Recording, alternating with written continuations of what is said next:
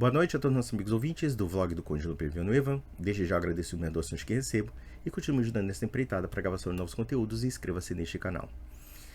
Os espíritas parece que estão bastante incomodados com as últimas declarações do Frei Gilson, em que ele colocou o pingo nos is, ou seja, de que espírita e católico não são a mesma coisa e que os católicos não têm que ir para centro espírita ou coisa parecida, justamente porque são conceitos completamente incompatíveis do entendimento da fé cristã.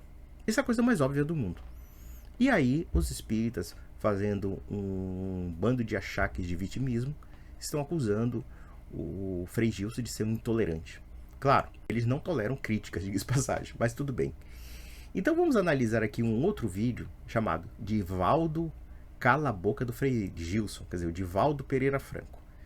Eu conheço, inclusive, o Divaldo Pereira Franco de longa data, porque eu já falei aqui que eu tenho familiares espíritas, e eu fui levado para ver uma palestra sobre espiritismo do senhor Divaldo Pereira Franco.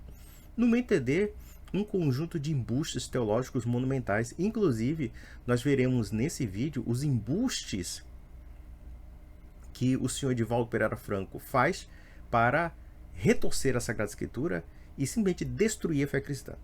Eis o título do vídeo: Divaldo Cala a Boca do Frei Gilson. O espírita tá puto da vida. Mas vamos lá, vamos ver o besterol. Por que o católico não acredita em reencarnação? Porque não existe reencarnação na Bíblia. Não existe. Leia a Bíblia do Gênesis ao Apocalipse, você não vai encontrar reencarnação. Pelo contrário, a teoria da Igreja Católica é que haverá a ressurreição dos corpos, é que você morre uma só vez e vai direto para o tribunal de Deus. É isso, está na Bíblia. Não é palavra de Frei Gilson, não é palavra humana, é palavra de Deus. Quando alguém me diz, eu não creio na reencarnação, eu não creio na comunicação dos mortos, eu não creio, eu sorrio, porque ele está na Idade Média. Olha só que resposta idiota do Divaldo Pereira Franco. Primeiro, nós temos a exposição do Frei Gilson, que é a coisa mais óbvia do mundo. Qualquer católico protestante que lê a Bíblia, não segundo o Espiritismo, evidentemente, mas segundo a própria dimensão conjuntural da Sagrada Escritura, vai perceber que o reencarnacionismo é completamente inexistente e não tem a menor razão de ser no propósito da fé cristã. Isso é a coisa mais óbvia. Aí o Divaldo Pereira Franco fala querendo desqualificar quem questiona a reencarnação, dizendo que você está na Idade Média. Como se a Idade Média fosse alguma coisa ruim. Mas a gente tem que ver uma coisa. O Divaldo Pereira Franco, com a mentalidade maçônica que lhe é própria, e não só maçônica, mas estritamente moderna, ele tem aquela visão iluminista da Idade Média, como se a Idade Média fosse uma idade das trevas. E ele está falando isso assim, quem não acredita em reencarnação, sabe o que é? Você é um involuído espiritual, sabe? Você é um ser inferior de espiritualidade em torno dele, ou em torno dos espíritas, porque os espíritas têm uma revelação superior a você. Esse é o jogo gnóstico do espiritismo. Todo espírita acha que, se você não concorda com ele, você é um espírito inferior. Então você está num plano evolutivo mais baixo que o dele. E aí eles ficam nessa autocomiseração, pressupondo que se você critica o espiritismo, você já é absolutamente intolerante. É uma soberba, uma arrogância que muitas pessoas não veem. Por quê? Porque essa arrogância é disfarçada sob a aparência do bom mocismo. Isso é um jogo psicológico meio safado, meio sem vergonha. Porque pelo menos o Frei Gilson vai dar lata e fala, isso aqui tá errado e acabou. Agora não, você tá na Idade Média, sabe? Olha só, a gente tem que ter peninha de você, tá bom? Evoluindo espiritual. Mas vamos lá, vamos pro besterol, vamos lá, besterol. Se você quer ser católico, você segue a Bíblia, você segue a palavra, e na palavra não tem nada a ver com reencarnação. Ibanez diz que não devemos nos preocupar, nem tentar levar o indivíduo a crer, deixar que ele aprenda com os netos. Olha só, que ele aprenda com os netos. É o seguinte, olha, deixa ele lá porque ele é um inferiorzinho espiritual, sabe? A gente não vai convencê-lo. Quem vai convencer é a lei do karma, é a reencarnação. É muita palhaçada isso, né? Vamos lá. O segundo grupo, daqueles que dizem a minha religião não fala sobre reencarnação. Nascer, viver, morrer, voltar ainda. Não, elas não falam. E então, nós ficamos a contemplar e perguntamos a que religião você está ligado? Ao cristianismo. Eu sou católico, eu sou protestante, eu sou ortodoxo grego, armênio, russo e etc. Mas no Evangelho, na Bíblia, não fala sobre reencarnação. Eu acho muito interessante que é o seguinte, o Divaldo Pereira Franco é um malandro, né? É um malandro. E essa classe média inculta que nós temos no Brasil se seduz por esse jogo de palavras vazio, desconexo. O Divaldo Pereira Franco é lindo e maravilhoso. Eu já vi gente falando isso. Eu acho graça, eu acho muita graça aqui. E nós perguntamos, você já leu mesmo a Bíblia? Várias vezes. E já leu o Evangelho? Sim, várias vezes. Leu e não entendeu. É claro, ninguém entendeu. 2000 anos de história da fé cristã, nós não entendemos nada. Quem entendeu foi o Divaldo Pereira Franco e o Allan Kardec. Tá bom? Olha só, um joinha aí, viu? Porque tem lá um lugar em que um doutor da lei de nome Nicodemos foi visitar Jesus. Aqui ele vai citar o Evangelho segundo o Espiritismo. Ultrapassa, vamos lá. E nessa visita ele começa o diálogo de uma forma sui generis. Senhor, eu sei que tu vens de Deus, porque ninguém faz o que tu fazes se Deus não estiver com ele. O que é necessário fazer para entrar no reino dos céus? E Jesus redargui, nascer de novo. E aquele homem tem um choque, mas como pode um homem que já é velho entrar no ventre de sua mãe para nascer de novo? E Jesus explica: o que é da água é água, o que é do espírito é espírito. O vento sopra e tu não sabes de onde vem nem para onde vai. Assim é todo aquele que nasce do espírito. É necessário nascer outra vez. É talvez no Evangelho a declaração mais clara a respeito da reencarnação. Não, senhor Divaldo Pereira Franco, não é. Na verdade, o que vocês fizeram é uma adulteração sacana e sem vergonha baseada no Evangelho segundo o Espiritismo. Claro, se nós tirarmos a frase de contexto, nós vamos acreditar nessa baboseira que vocês acreditam. Mas, porém, todavia, Jesus Cristo, quando fala de nascer de novo da água e do Espírito, ele está falando do batismo. Nós temos que ler o Evangelho segundo o conjunto da obra. E não somente segundo o conjunto da obra, mas segundo o entendimento dos primeiros cristãos. Nós católicos acreditamos que um dos fundamentos da salvação é o batismo. Jesus Cristo fala: quem crer e for batizado será salvo. Quem não crer e não for batizado não será salvo. Então Jesus Cristo coloca o batismo como um dos elementos chaves essenciais da salvação e não a reencarnação. O batismo é o sinal de nascer de novo. Paulo de Tarso fala claramente sobre isso, que o velho homem morre e o novo homem nasce. E isso não tem nada a ver com reencarnação. É enxerto e falsificação do senhor Allan Kardec no livro Evangelho segundo o Espiritismo. Tirar frases de contexto ou versículos de contexto para dar uma ideia completamente falsa daquilo que Cristo fala, eu digo que inclusive é um expediente demoníaco. Porque está claramente mentindo, está claramente falseando a realidade, está claramente enganando as pessoas. Eu não sei se o Divaldo Pereira Franco tem perfeita consciência disso. Acredito que tenha. Porque é muito óbvio que o sentido que Cristo fala não tem nada a ver com reencarnação. Tem a ver claramente com o batismo. Quem nascer de novo da água do Espírito não herdará o reino dos céus. Ou seja, o fundamento do batismo. Pertencer ao reino de Deus é também fazer o batismo. Realizar o batismo. E aí eles querem falar mal do Frei Gilson.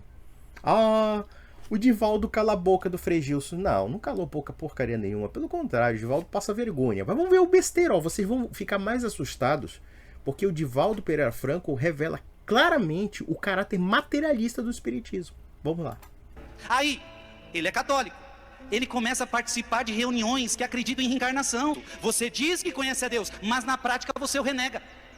Tá entendendo, sim ou não? Porque só de participar de uma reunião, seja qual for, aonde acredita-se na reencarnação, você renegou a ressurreição. Perfeito.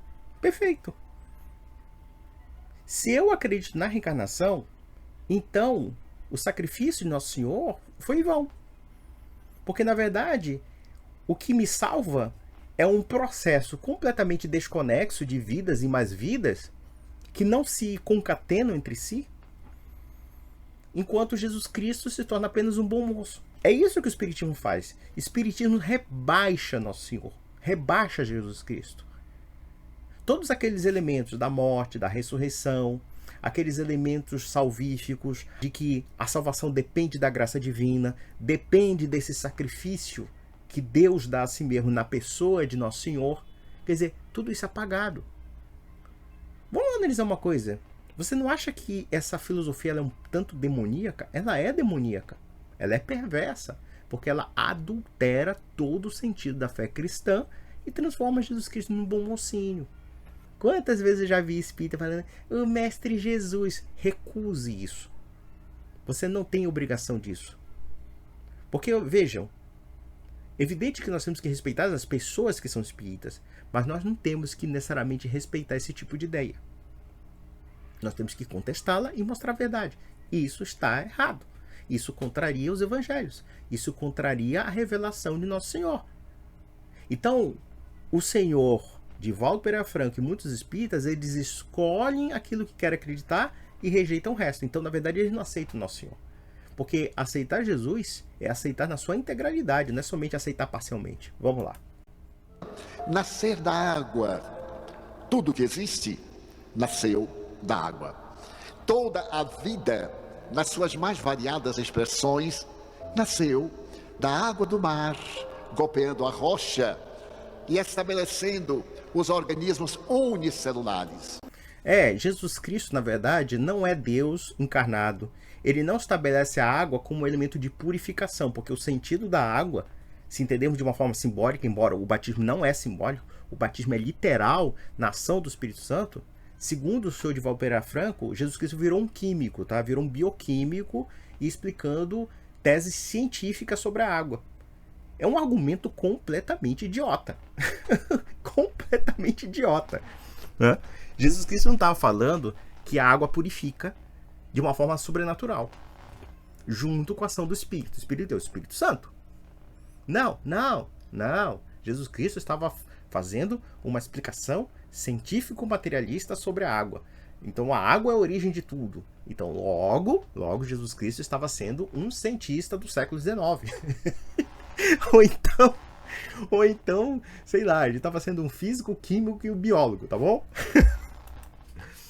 Pluricelulares, aqueles mais complexos que se transformaram na flora submarina, mais tarde na fauna, e invadiram a Terra para poder apresentar as várias espécies de vida animal e de vida vegetal. Olha, se você não acha que isso é uma explicação materialista de Jesus Cristo, porque Jesus Cristo não estava falando sobre a origem da vida. Nós não estamos falando da origem da vida na palavra de Cristo, nós estamos falando de um renascimento. Um renascimento que implica o quê? Uma purificação da alma. Quando dizemos que alguém nasceu de novo, a gente está dizendo que ele está tendo uma nova existência. A gente está dizendo tão somente que ele teve uma mudança de vida em que ele, sendo a mesma pessoa, tem um novo paradigma de existência. Então, por exemplo, quando Jesus Cristo chama aquelas pessoas que são desvalidas, aquelas pessoas que são rejeitadas da sociedade para se converterem e abandonar os pecados, é óbvio que Jesus Cristo quer que elas tenham uma nova vida. Mas nova vida não é reencarnar, nova vida não é ser nova existência, no sentido de que eles serão novas pessoas. Eles serão as mesmas pessoas, mas com um novo paradigma, com um novo destino de vida que está direcionado para Deus. O que esse cara fala é tão bizarro, tão absurdo, que realmente isso só é levado a sério dentro de um país com uma formação religiosa muito ruim. Muito ruim mesmo. Vamos lá. Vamos então raciocinar juntos. É necessário nascer da água. Não, é necessário renascer da água e do Espírito. Vamos lá. A concepção da vida é um fenômeno aquoso. Ou seja, ele está dizendo que Jesus Cristo é um naturalista materialista do século XIX. Só falta dizer que Jesus Cristo vai usar uma gravata borboleta, um fraque, uma cartola e entrar num salão ocultista do século XVIII francês ou XIX. No caso seria 19, né? Porque se fosse 18 ele estaria usando uma peruca barroca, ou então, sei lá, pó de arroz no rosto, enfim. Mas, olha, é muito cômica essa explicação. E o pior de tudo é que o Divaldo Pereira Franco fala com aquela empáfia de que tá falando alguma coisa séria. Nossa, é sério. Você que é espírita e leva a sério isso? Nossa, não, cara, não. O Frei Gilson, que tem uma forma mais modesta, mais direta de falar, Nós percebemos que o linguajar do Frei Gilson é um linguajar bastante simples. É um linguajar, por assim dizer, bastante pastoral. Mas ele é direto ao ponto. Claro, cristalino, sem esses floreios de um burguês francês do século XIX, querendo agradar as damas da corte, ou dos círculos burgueses da França, sabe? Aquela coisa bem rococó, mas totalmente vazia. Não estou dizendo que nos círculos franceses não tivessem grandes escritores. Sei lá, Alexis Tocqueville, o Marquês de Custine, ou Afonso de Lamartine, e assim sucessivamente. No momento da coabitação, quando vem o êxtase, o espermatozoide percorre a trompa de Falópio e vai fecundar o óvulo. Então é o seguinte, quando vocês lerem aquela cena em que Jesus Cristo foi batizado nas águas do Rio Jordão, não entendo aquilo como um prenúncio do batismo cristão, entendo aquilo como uma explicação de como uma mulher fecundada que se encontra nidado, ele penetra no óvulo. O espermatozoide é uma gota d'água, um pouco gelatinosa. E o óvulo é uma outra gota d'água gelatinosa. Eu pergunto pra vocês uma coisa, com todo respeito aos cabelos brancos, que não são brancos porque são tingidos, do senhor Divaldo Pereira Franco, o que tem a ver aí, assim, usando aquela expressão bem chula, a bunda com as calças? O que tem a ver a questão da água do Espírito, a questão do batismo, com essa lenga-lenga pseudocientífica que ele está atribuindo à Sagrada Escritura? Vamos lá. Nós temos cenas que, quando falam da água, são no sentido da purificação ritual. E essa purificação ritual também tem um elemento sobrenatural. A água tem um sinônimo da limpeza. Inclusive, na tradição judaica, nós observamos que as mulheres, quando ficavam menstruadas, elas se purificavam. Como? Entrando, por exemplo, numa espécie de piscina para se limpar. Que eu acho que, na verdade, o nome desse tipo se chamava mikvah, se não me falha a memória. Então você tem o aspecto da água como uma purificação ritual. Não tem nada a ver com o início da vida, nada a ver. Isso aí é tudo invenção da cabeça desse homem aí. É tudo lorota. E é interessante a gente notar que, enquanto o Divaldo Pereira Franco fica nessa enrolação pseudocientífica e pseudobíblica, o padre Gilson tem uma linguagem direta, uma linguagem popular e uma linguagem autêntica. Aqui nós vemos um abismo retórico muito profundo. Um enrolador e um homem que realmente prega aquilo que o Evangelho diz. É muito simples. Vamos lá, vamos ver o besterol. Quando ele penetra, aquele óvulo se transforma num ovo, sobe na direção do útero e se implanta no útero, absorvendo líquido amniótico. Portanto, tudo água. E quando nós chegamos à idade adulta, o nosso corpo tem 68% de água, 31% de sais minerais e 1% de uma substância desconhecida. Ou seja, aquilo que você entende por batismo ou renascer da água do Espírito não tem nada a ver com uma mudança de vida por conta de um sacramento. É simplesmente uma explicação bíblica, por assim dizer, de um complexo físico-biológico, tá? Nascer de novo é ter um novo corpo. Não, senhor. Está falando bobagem, hein? É uma pena que o homem que chega aos 90 anos tenha essas crenças tão, por assim dizer, caricaturais. Mas vamos lá. Nascer de novo, segundo a Sagrada Escritura, é ter uma mudança do paradigma de vida. Vejam que Jesus Cristo, quando chegava para os publicanos, para os pecadores, ele não dizia, você tem que nascer de novo e reencarnar. Não, ele não falava isso. Ele falava tão somente que aquelas pessoas tinham que ter uma mudança de vida, uma mudança de postura de vida. E quando nós afirmamos claramente que nós devemos nascer de novo, Paulo de Tarso fala claramente o que significa esse nascer de novo. Significa se transformar um novo homem segundo os caminhos de Nosso Senhor, segundo a graça divina. Isso é uma coisa tão óbvia, isso é uma coisa tão evidente, que só mesmo a intenção malevolente de manipular e distorcer os evangelhos para realmente crer em contrário, ou então aplicar um conceito completamente estranho de pseudociência a uma linguagem que tem elementos sobrenaturais. Aí você vê o caráter materialista do espiritismo, que é muito evidente, né? Vamos lá. É ressuscitar na matéria. Ou seja, ele já adulterou o sentido da ressurreição. A ressurreição não é simplesmente uma pessoa voltar à vida depois de morta, com o mesmo corpo, com a mesma identidade, com a mesma existência. Não, ele já inventou dizendo que ressurreição é reencarnação. Aqui nós temos uma proposta que não vai entender bastante safada. Me desculpa, não tem papas na língua para dizer que isso aqui é uma argumentação francamente desonesta, porque o próprio Jesus Cristo nunca reencarnou. Jesus Cristo ressuscitou, e a ressurreição tem um sentido muito claro. Vejam, por exemplo, quando Cristo ressuscita Lázaro. Ele não reencarna Lázaro. Ele simplesmente traz um homem morto à vida, o mesmo homem com a mesma carnalidade. Para vocês terem uma ideia do quanto o espiritismo é absurdamente materialista, e ao mesmo tempo que ele diz que Deus não sei o que, Deus é infinito, que a infinitude é uma coisa limitada para falar de Deus, no entanto, eles impõem certos limites a Deus no âmbito da matéria. Eu devo ter falado aqui do Alamar Regis. Ele já faleceu, infelizmente, mas era um homem que pregava essas absurdidades espíritas. E numa delas, a refutação que ele tinha da ressurreição é que, supostamente, seria impossível, do ponto de vista da natureza, reconstituir uma pessoa morta, porque aquela pessoa, do ponto de vista material, estaria...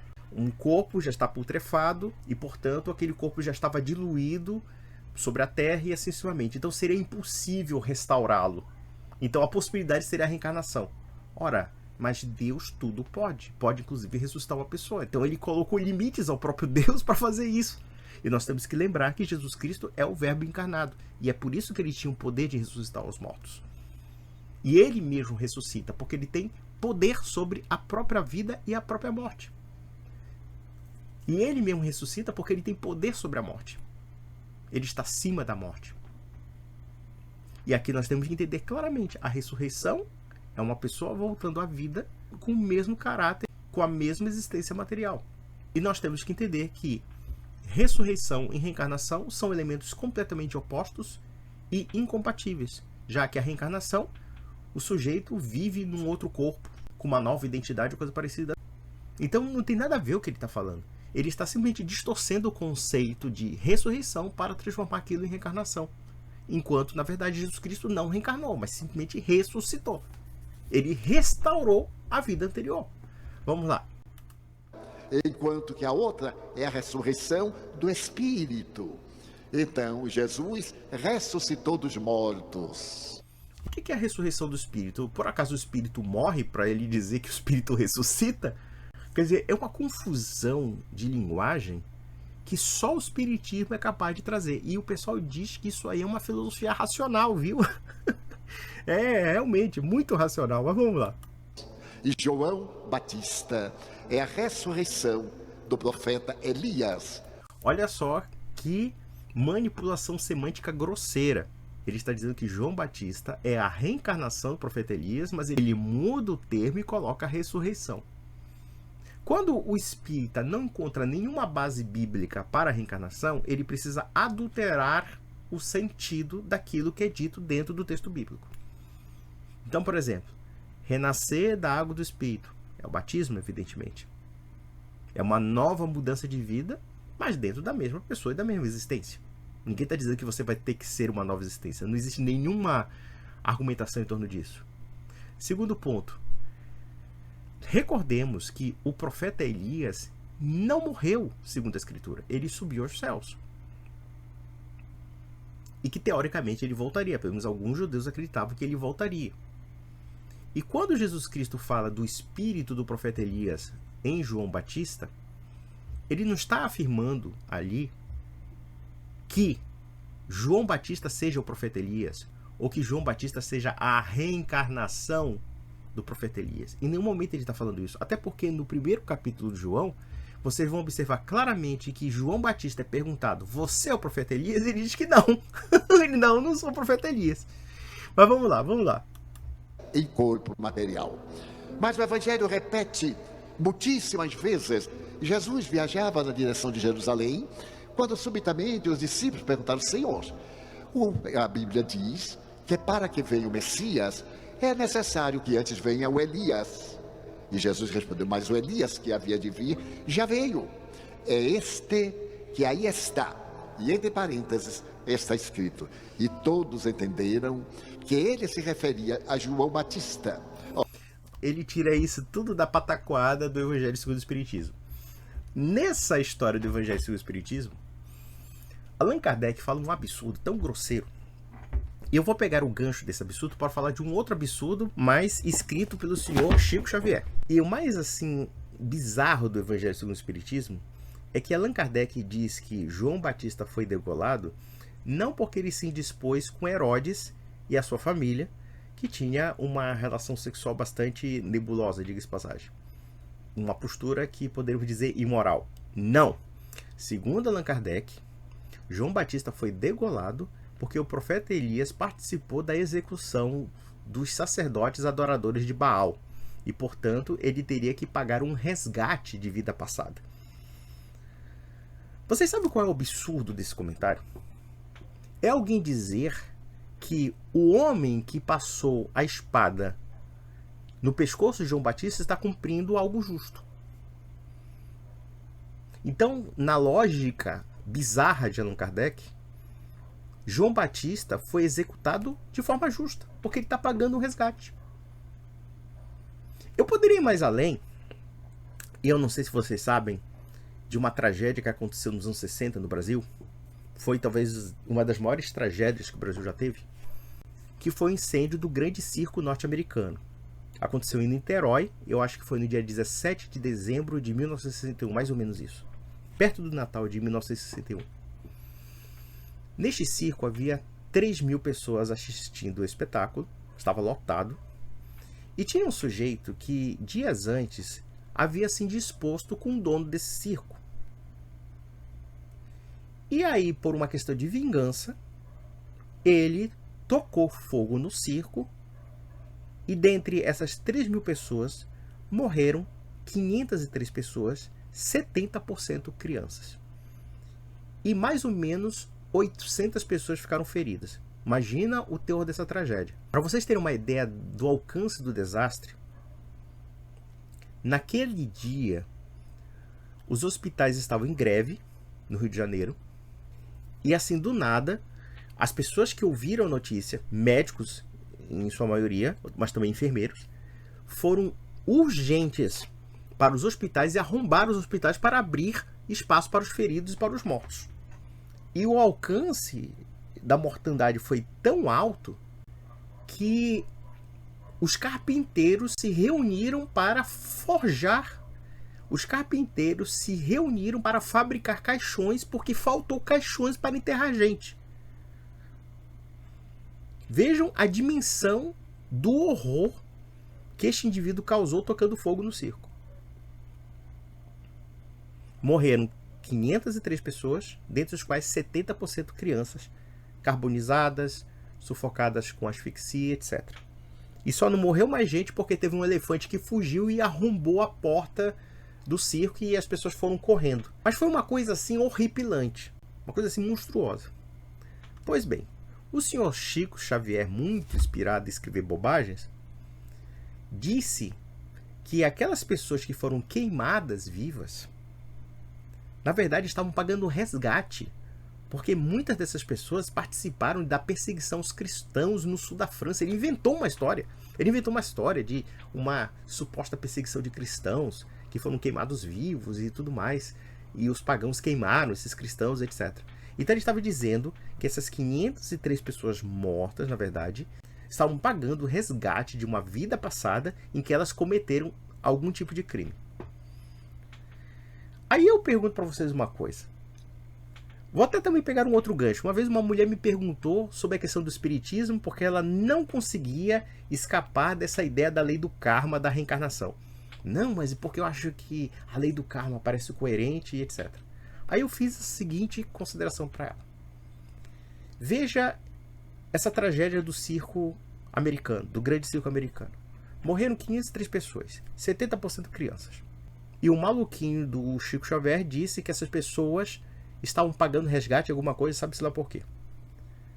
Então, o Chico Xavier está dizendo que aquelas pessoas de fato mereciam morrer.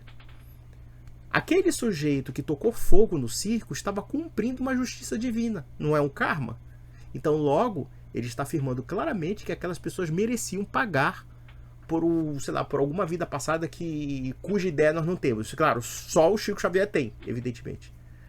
Não será muito perverso demais, muito bizarro, você achar que 70% das crianças que morreram naquele circo tinham culpa de alguma coisa e de repente mereciam ser queimadas vivas para pagar um resgate de não sei o que das quantas?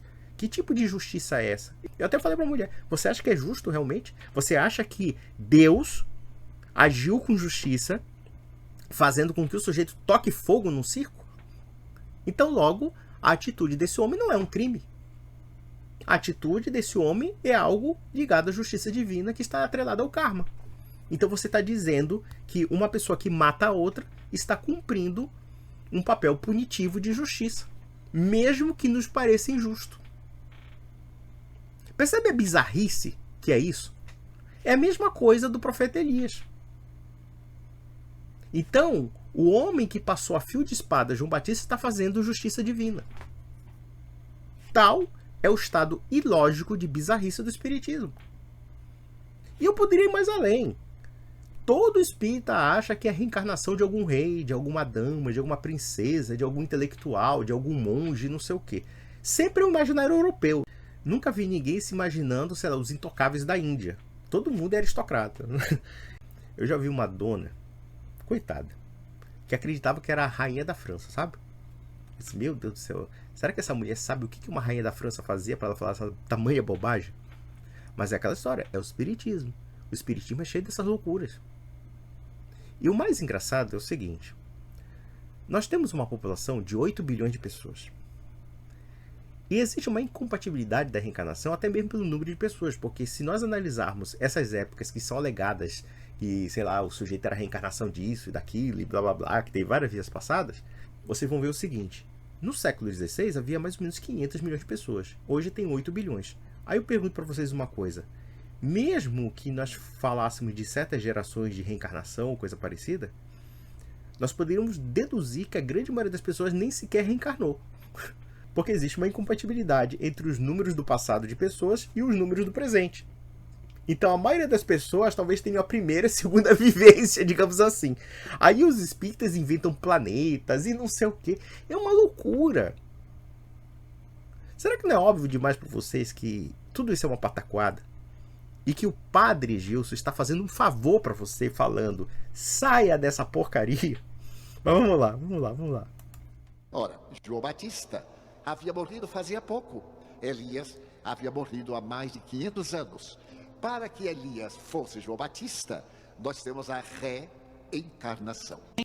Bom, de onde é que ele tirou isso? Onde é que está na Bíblia isso? Nada. Ele tirou uma frase fora de contexto de Nosso Senhor, que disse que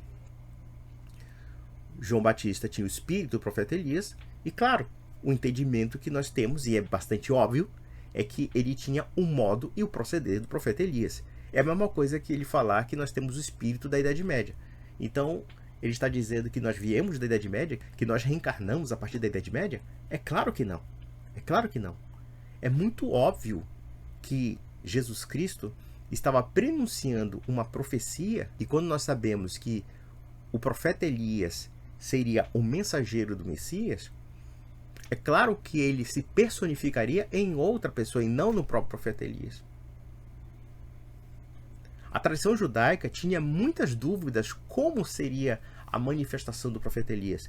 E vejam que, dentro da história judaica pós-diáspora, houve inúmeros messias falsos, evidentemente, e dentro do prenúncio do Messias, havia alguém que sempre dizia encarnar o espírito do profeta Elias. Eu poderia dizer que houve um falso Messias do século XVII, chamado Sabbatai Tzvi, que ele tinha um sujeito que pronunciava e profetizava ele ser o Messias, que era Natan de Gaza, um outro judeu. Então, claro que ninguém está dizendo que o profeta Elias reencarnou. Ninguém acreditava nisso. E se nós apelarmos ao judaísmo para falar de reencarnação, as ideias do reencarnacionismo, mesmo na tradição judaica, são muito modernas, são medievais, inclusive. Os judeus do mundo antigo, os judeus mesmo dos primeiros séculos, não acreditavam nisso. Isso aí é a introdução do esoterismo cabalístico, da cabala, do esoterismo judaico. Isso é uma outra história. E a grande maioria dos judeus realmente não leva muito a sério isso. E os judeus não levam ao pé da letra isso. Eles não acreditam no reencarnacionismo kármico. Então há muita controvérsia com relação a isso. Isso porque nós estamos falando de um judaísmo mais moderno, não do judaísmo antigo. O judaísmo antigo é muito diferente do judaísmo moderno. E o que se convencionou chamar judaísmo moderno tem várias facetas que não são necessariamente o judaísmo da época do Segundo Templo. Vamos lá.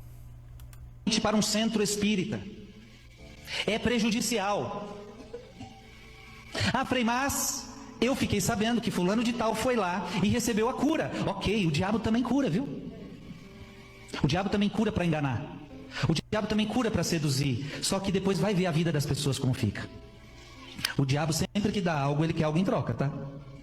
O diabo sempre que dá algo, ele quer algo em troca. E quando as pessoas começam a recorrer a essas outras realidades, a vida começa a andar para trás. Porque o diabo quer outras coisas. Desculpa falar com tanta sinceridade e repito com todo respeito a eles, mas católico não pisa em centro espírita. Agora, eu pergunto, vocês acham que o maior preconceito religioso vem dos ateus? Vem dos agnósticos que não creem? Não. Como é que você fala em nome de Deus, em favor do amor, mas prega contra a religião do outro? É muito simples. Existe uma coisa chamada verdade, senhor Divaldo Pereira Franco. Quando o padre Gilson denuncia um aspecto propriamente de feitiçaria do espiritismo, eu me lembro muito bem que nos anos 80 apareceram alguns médiuns que eram endossados pelos espíritas que diziam encarnar o Dr. Fritz. Eu me lembro muito bem disso, isso nos anos 80. E esses médiuns diziam fazer curas sem qualquer tipo de higiene lá, faziam umas mágicas e uns truques.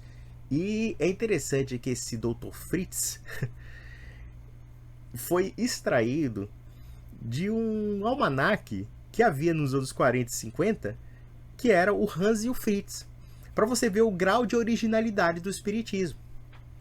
E aqui o senhor Divaldo Pereira Franco falando que absurdo pregar contra a religião do outro.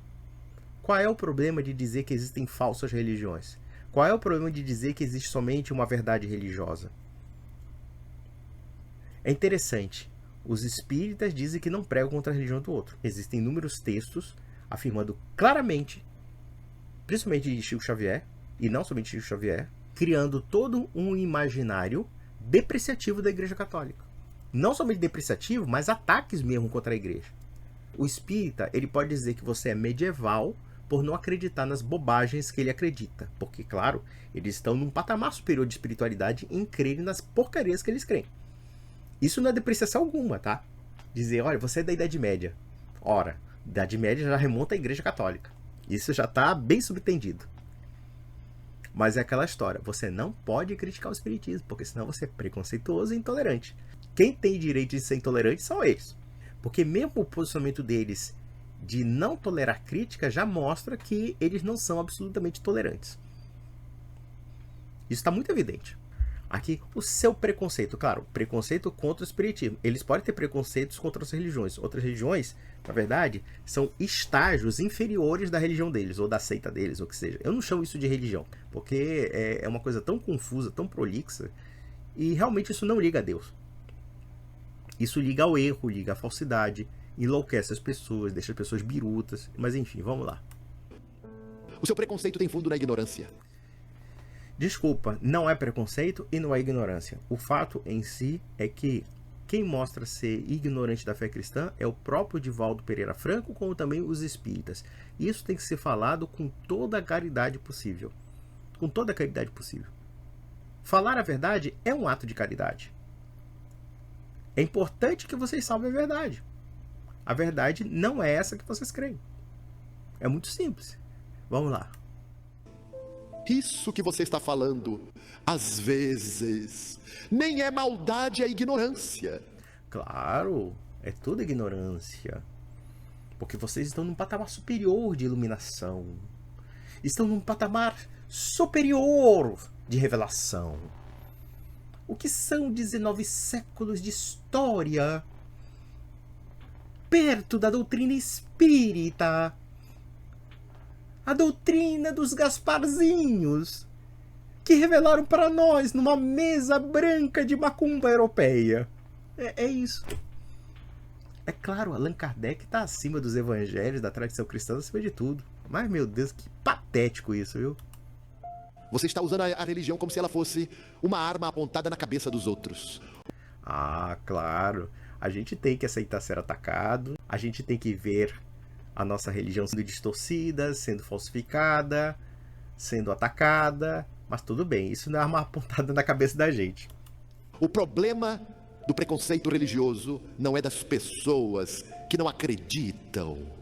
São daqueles exatamente que acreditam, mas que não querem compreender e respeitar quando a religião do outro se diferencia da sua religião. Em outras palavras, ele está dizendo o seguinte, que ele é um relativista. Porque veja, uma coisa é você respeitar o posicionamento de uma pessoa que crê naquilo. Outra coisa bem diferente é você acatar algo que você vê falsidades. E eu acho que no espiritismo a coisa se torna muito escandalosa. Muito escandalosa. Porque realmente é uma fraude monumental. O espiritismo é uma fraude. E quando se fala disso, não se está falando querendo ofender os espíritas. Se está falando justamente a verdade. A verdade. Pode ter certeza, meu caro espírita, eu não estou querendo depreciá-lo enquanto pessoa. Não tem nada a ver. Mas sim mostrar que existe um abismo. Mas é um abismo assim absurdo. Absurdo. Entre o que é o evangelho e o que é o espiritismo. Não existe um evangelho segundo o espiritismo. O evangelho segundo o espiritismo é um anti-evangelho. É outra coisa, não é evangelho. E o Frei Gilson não pode ser acusado de intolerância. Eu acho que justamente o contrário. Ele pode ser acusado de ser caridoso. Porque ele está sendo caridoso. Ele está falando uma verdade para os católicos e para os não católicos. Para os católicos, e principalmente aqueles sem vergonhas que vão para centro espírita e ficam nessa dubiedade, achando que quer consumir doutrina bonitinha, porque tem muito católico assim. Eu já vi até uns comentários dizendo: eu sou católica, mas eu não gostei do comentário do Frei Gilson, porque achei ele intolerante. Você pode ser tolerante a tudo, menos ao catolicismo. Me desculpa, mas você é uma cabeça oca se você falar isso, tá bom? Se você acha que o Padre Gilson é intolerante, resta saber se realmente você é tolerante ao catolicismo. Porque o catolicismo te exige uma postura. Te exige realmente uma convicção séria. Você não tem convicção como católica ou como católico. No fundo, você gosta do ornamento do catolicismo, da aparência. Mas você não gosta da essência. É por isso que você procura esse esoterismo barato chamado espiritismo. Muita gente vai dizer: ah, você é intolerante. Olha, se você acha que falar a verdade é ser intolerante, paciência. Mas é a verdade. A verdade é que o espiritismo não tem mais relevância no mundo inteiro. Acredito, inclusive, que o espiritismo esteja perdendo terreno para os segmentos evangélicos, porque os evangélicos batem mesmo, não estão nem aí. Os evangélicos não têm frescura, não. Os evangélicos falam na lata: isso aqui está errado, acabou e dane-se. É só o católico espírita, esse católico dúbio, morno, que fica dizendo: eu não gostei da intolerância. Claro, você quer que a igreja tolere o erro. Você quer que a igreja não seja igreja católica. Você quer que a igreja seja uma extensão do centro espírita. Então, meu caro católico ou católica de IBGE que fica tristinho ou tristinha porque você acha que o Frei Gilson é intolerante, então você está no lugar errado. Vá no centro espírita e não volte mais. Pare de fingir que você é católico. Você está numa situação de desonestidade, porque se a igreja católica te cobra uma postura, tem uma forma de pensar, E se você pensa de uma forma diferente, então você está no lugar errado. Vá acreditar nos Gasparzinhos. Vá lá palpar a morte. Vá palpar os espíritos. Vá palpar Deus. Já que você não acredita realmente na realidade sobrenatural. Você acredita nessa paspalhice aqui de a água suja a vida. Uma explicação completamente materialista do batismo. Ou da água. Para justificar uma ideia completamente falsa dos evangelhos. Então eu pergunto para você, por que nós deveríamos aceitar essa interpretação falsa? Porque é agradável para você? Porque é agradável aos seus sentimentos? Que interessam os seus sentimentos pela verdade? A verdade não é sentimental, a verdade é verdade. A verdade é o que é. Agora, se você acha que a verdade pode ser negligenciada pelo sentimento, então não reclame se um homem quer mudar de sexo porque ele se sente uma mulher, ou então ele quer andar de 4 porque ele se sente um cachorro. É tudo a mesma coisa, é sentimentalismo. Mas você pode ter sido uma coisa, a Igreja Católica está muito, mas muito longe de ser sentimental. Então, meus amigos, um grande abraço.